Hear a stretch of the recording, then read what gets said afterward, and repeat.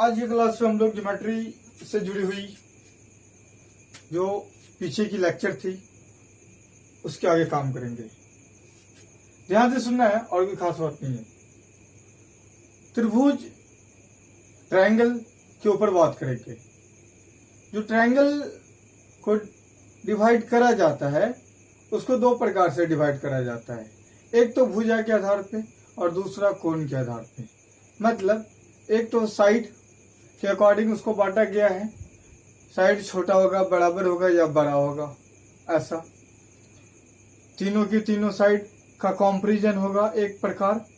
एक जो दूसरा प्रकार होगा वो तीनों एंगल्स का कंपैरिजन होगा कि तीनों एंगल्स में क्या दो एंगल्स आपस में बराबर है, क्या तीनों के तीनों एंगल्स आपस में बराबर है, क्या एक एंगल्स 90 डिग्री है और दूसरा 90 डिग्री से छोटा है, दोनों का दोनों। तो कुछ यही सब बातें आपको यहाँ पे आज छोटी छोटी बातें जाननी है। जो एंगल पीछे का लेक्चर था उसके साथ इसको अटैच करके आपसे प्रॉब्लम पूछ ली जाएगी यहाँ से, ठीक है। जब हम प्रॉब्लम पे बात करेंगे तो सारी कॉन्सेप्ट्स आपके पास अप टू डेट होनी चाहिए। तो भुजा के आधार पे जो नंबर 1 है वो समबाहु त्रिभुज है, इक्विलैटरल ट्रायंगल। इक्विलैटरल ट्रायंगल क्या हुआ? जिसमें तीनों के तीनों साइड्स होंगी वो आपस में बराबर होगी, और जब साइड बराबर होंगी एक दूसरे परस्पर रूप से, तो उन जो साइड जिनके बराबर होगा उन साइड के क्रमशः एंगल आपस में बराबर होंगे। मतलब यहां समझे, मैं बोलूं कि जो साइड ए बी है वो साइड ए सी के बराबर है। अगर साइड ए बी साइड ए सी के बराबर है, भुजा ए बी भुजा ए सी के बराबर है, तो ए बी के सामने जो एंगल सी आ रहा है, यहाँ पे आप देख रहे हैं ना, इसके सामने एंगल आ रहा है सी, और ए सी के जो सामने आ रहा है वो एंगल कौन आ रहा है? बी आ रहा है। और ए बी के सामने जो एंगल आ रहा है वो एंगल आ कौन रहा है? सी आ रहा है। मतलब अगर ये दोनों साइड बराबर है, ए बी बराबर ए सी, तो इनके सामने के एंगल भी आपस में बराबर होंगे। और ये भी साइड बराबर है तो इनके सामने का एंगल ए, ये भी बराबर हो जाएगा बी के, और बी हो जाएगा सी के बराबर। मतलब अगर तीन साइड बराबर है आपस में तो उनके सामने के जो एंगल्स होंगे वो भी आपस में बराबर होंगे, है ना। और जो साइड जिसके बराबर होगा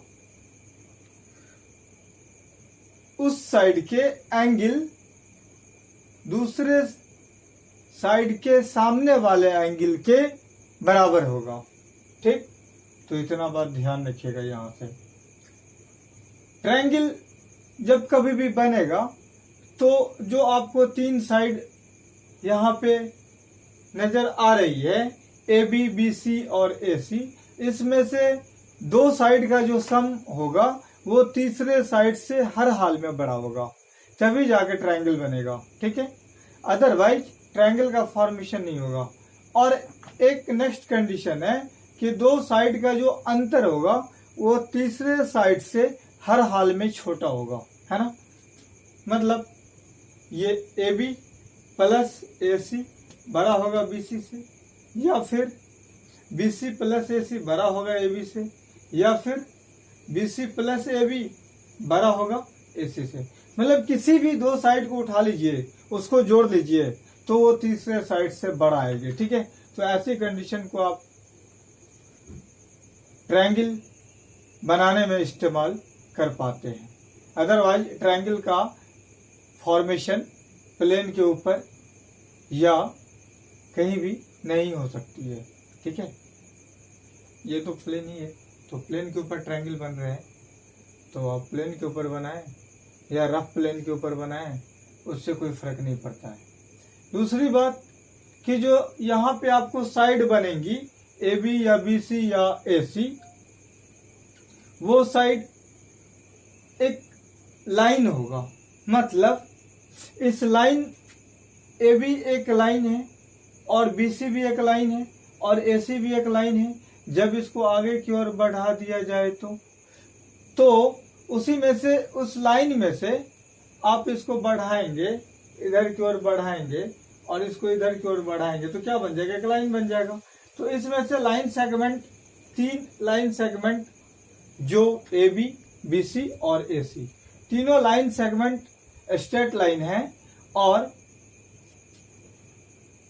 आपने पढ़ा था कि जो एक लाइन होती है उस लाइन में अनगिनत पॉइंट होते हैं, इन्फिनिटी पॉइंट्स होते हैं। तो 2 एंड्स है एक लाइन का, तो इस लाइन का ये वाला पॉइंट्स और इस लाइन का ये वाला पॉइंट्स हमने मिला दी तो क्या बन गया, ये वर्टेक्स बन गया, कॉर्नर। तो ऐसे 3 कॉर्नर बना और 3 एंगल्स बनी और 3 साइड्स हो गए, तो ये पैरामीटर्स हो गए जिसमें तीनों के तीनों साइड्स बराबर होंगे। और यदि तीनों साइड्स बराबर दिया जाए तो आप यह समझ के चलिए कि हमारे पास तीनों के तीनों एंगल बराबर हैं। इस बात को हम प्रूफ करेंगे नेक्स्ट लेक्चर में, ठीक है। अभी यहाँ से एक है जिसकी 2 साइड आपस में बराबर होगी, तो 2 साइड बराबर होगी तो दोनों साइड के जो सामने का एंगल है वो भी आपस में बराबर होगा, है ना। और जो साइड बराबर नहीं होंगी उनके सामने का एंगल बराबर नहीं होगा। तो इसको आप आइसोसेलेस ट्रायंगल के नाम से जानते हैं।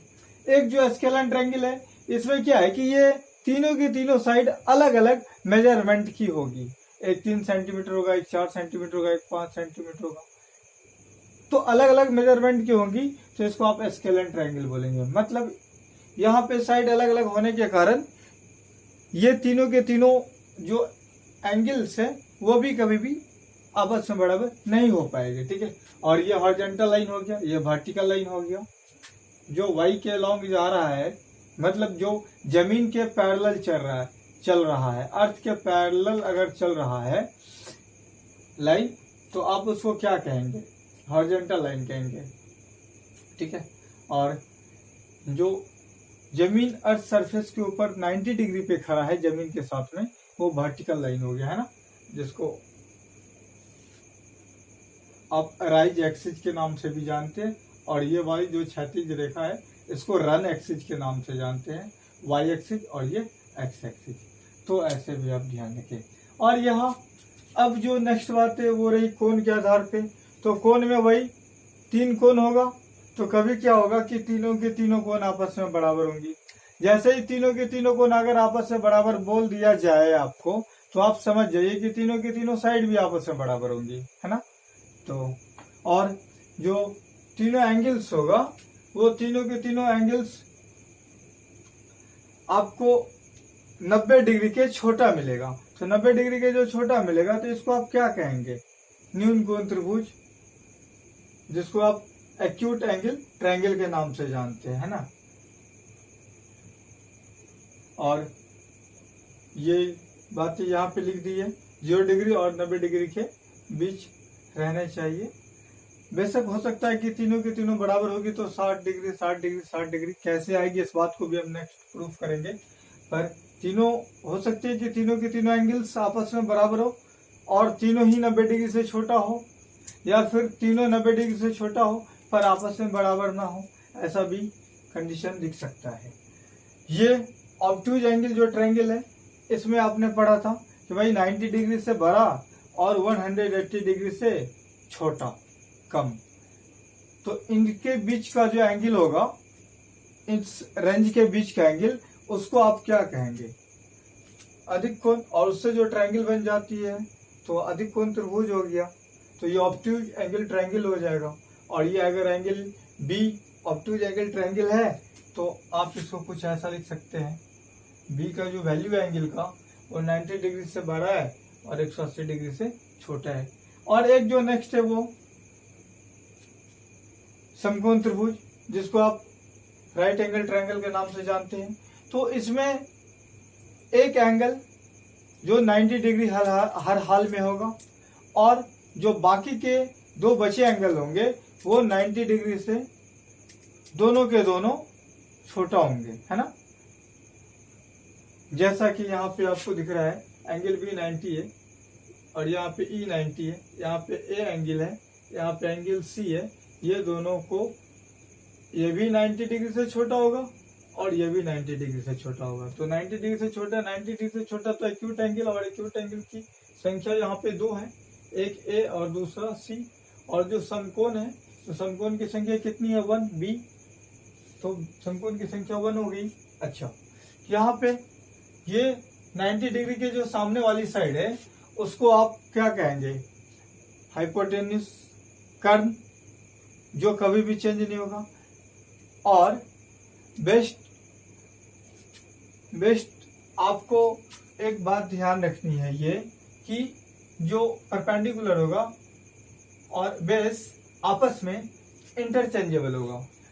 ठीक है, इंटरचेंजेबल ये होगा कब, तो ये बातें थीटा के ऊपर निर्भर करेगी, आपको कौन सा एंगल बताया जा रहा है लेने को। अगर ये सी की बात कर रहा है तो ये बेस हो जाएगा, अगर ये ऊपर वाला एंगल की बात कर रहा है तो ये बेस हो जाएगा। ठीक, तो ये बात ध्यान रखना। मतलब एक तो जो एक्यूट एंगल के बारे में जिक्र करेगा और एक तो 90 डिग्री के सामने में हाइपोटेनस, और हाइपोटेनस और ये एक्यूट एंगल जिस साइड से सटा होगा तो उसमें एक साइड बेस होगा और एक साइड हाइपोटेनस, और बाकी जो दूसरा साइड होगा वो परपेंडिकुलर। तो परपेंडिकुलर को पी से डिनोट करते हैं, इसको ऐसा भी लिखते हैं, है ना, या फिर डायरेक्ट आप सिंपली ऐसा बोल सकते हो।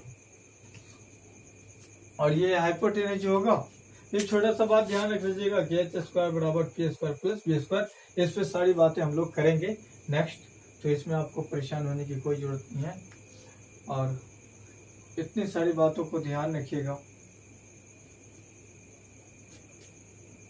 ठीक है, थैंक यू सो मच।